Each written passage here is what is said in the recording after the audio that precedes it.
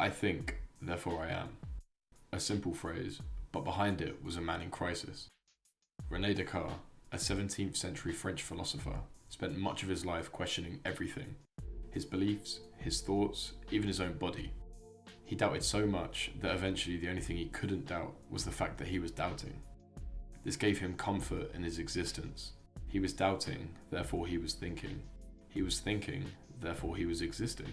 The idea that a thought alone could prove his existence, that even our doubts hold value, that resonates with me massively. Recently, I've been thinking about interpretation and the power it holds, and I've come to certain conclusions that I'd like to share. The ability to interpret something is the ability to enjoy it and give it meaning. Interpretation breeds authenticity. It's what drives us to a piece of media and ultimately allowing us to make it our own. Even if your interpretation isn't particularly original or unique, that doesn't make it any less valid. In fact, all interpretation is unique by default. The way we consume media is shaped by countless little details, where we are, who we're with, even what we're going through. We don't just passively watch films or listen to an album. We unpack it through our own experiences, our history, our values, even our emotions. That's what makes a piece of media resonate to us, and ultimately what makes it stick. Our ability to relate, to interpret, that's how we give art meaning. It's as if it becomes our own. We're not just taking in the film or the album, we're giving something back to it. And ultimately, that's what matters. Our interpretation matters. Our insight has value. Our opinions hold more weight than we could imagine. Similarly, the ability to think, as René Descartes suggests, is the ability to live and to exist. It's not about whether people agree, in fact it shouldn't be. The value of interpretation isn't found in consensus, it's found within an individual. That's why I believe platforms like Letterboxd have risen to such tremendous heights. It's not about me being able to affect the average score of the B movie with my 5-star rating. It's about being able to justify it and being able to be part of a conversation that is bigger than the body of work itself. The more you unpack the idea, the clearer it becomes. Interpretation is complex, it's layered, it's personal. Yet the more personal your opinion becomes, the more value it holds. So what gives our opinions value? I believe our opinions and interpretations derive from external factors. Location, time, relatability. These are all massively important influences upon the formation of someone's opinion. Take me for example. One album I will always remember is Gemini Rights by Steve Lacy. Now this isn't one of my favourite albums musically, but it's one of the most memorable to me because of when it came into my life. It was the beginning of my final summer before adulthood. I was 17 turning 18 and the album had released the same day my friends and I went on a school trip to a university.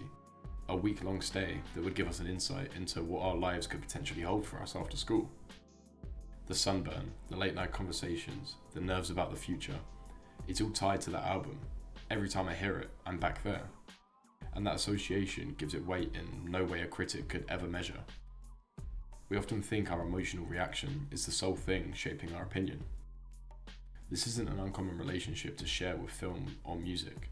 In fact, it's most common. But the whole idea of a song of the summer completely opposes this. We attach albums and film to places, people, and even feelings. Those attachments shape our judgment more than we could realise. Take a film like The Pursuit of Happiness. This movie portrays extreme level of emotion, yet certain people, such as myself, will be able to relate directly to what happens within the film. By making characters and situations relatable, filmmakers can create a deeper sense of empathy and allow viewers to invest themselves more deeply in the film's journey. Being able to relate to something can be massively important to a body of work, perhaps even more so than the general themes of emotion. That self-reflection adds a layer of meaning that no objective review could ever capture, and that's why your interpretation will always have value.